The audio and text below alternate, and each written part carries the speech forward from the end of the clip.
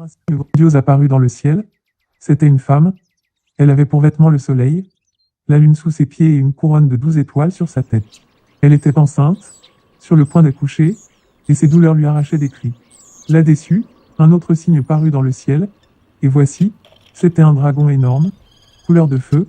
Il avait 7 têtes et 10 cornes, chacune de ces 7 têtes portait un diadème.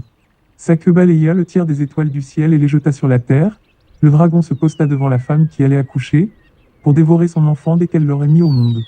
Or, elle enfanta un fils, un garçon qui est destiné à diriger toutes les nations avec un sceptre de fer, et son enfant fut enlevé auprès de Dieu et de son trône.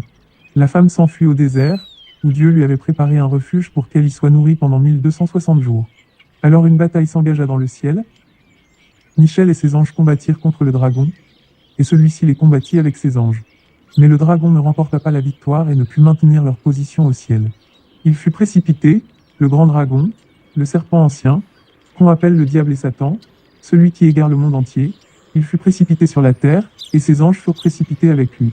Puis j'entendis dans le ciel une voix puissante qui disait : « Maintenant, le temps du salut est arrivé. Maintenant, notre Dieu a manifesté sa puissance et instauré son règne.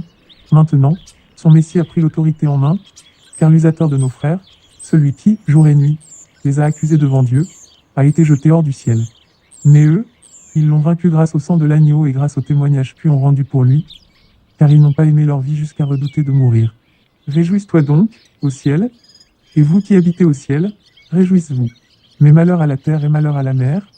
Le diable est descendu vers vous rempli de rage car il sait qu'il lui reste très peu de temps. Quand le dragon se vit précipité sur la terre, il se lança à la poursuite de la femme qui avait mis au monde le garçon. Mais les 2 ailes d'un grand aigle furent données à la femme pour qu'elle s'envole vers le désert jusqu'au lieu qui lui est réservé.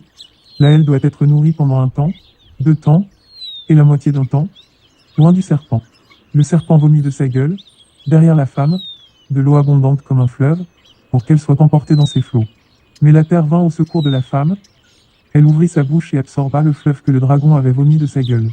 Alors, furieux contre la femme, le dragon s'en alla faire la guerre au reste de ses enfants, c'est-à-dire à ceux qui obéissent au commandement de Dieu et qui s'attachent au témoignage rendu par Jésus.